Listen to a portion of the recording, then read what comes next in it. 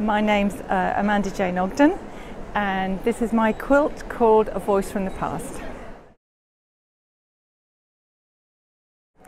It's all about the woman who taught me how to draw.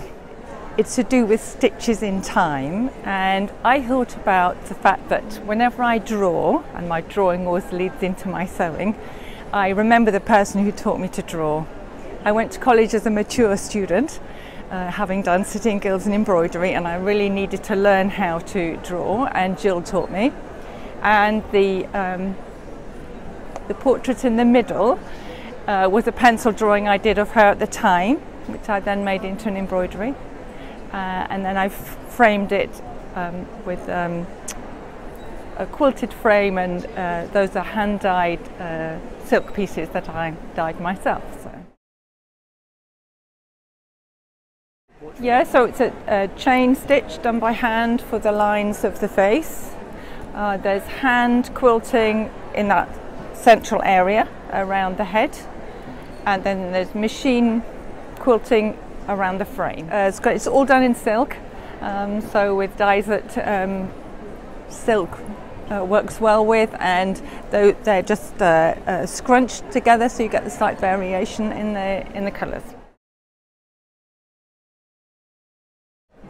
I quite like it because I think it's honouring Jill, and I put in the programme that it's about the person who taught me to draw, and as long as I don't stand behind somebody who's saying something about it that makes me feel uncomfortable, then it's kind of a fun thing to do. And if we didn't put quilts in, there would be no shows though.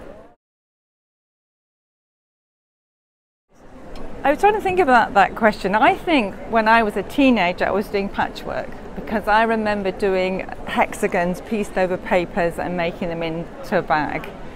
And then I think the next stage was a lot later. I made a quilt for each of my children when they went off to university. But it wasn't until I did a sitting gills in quilting that I got really serious about it. And that was after the textiles degree that I really wanted to get my techniques better. I do have a Bernina, which I use a lot, and it's the 1015 SE. And I bought it the first year I was a student going to college, as I mentioned. As a mature student, I reckoned I needed a sewing machine. That's what I bought. I'm still using it, and I think he wanted to know which aspect of it I really liked, and it's actually something I bought on the stand last year at the Festival of Quilts, and it's the single hole stitch plate, and it's brilliant. So I use a 1/4 inch foot for piecing anyway, but having the single hole stitch plate, hard to say, just makes the piecing really accurate. So, and especially working with a fabric like a fairly fine silk like that one, it's been super.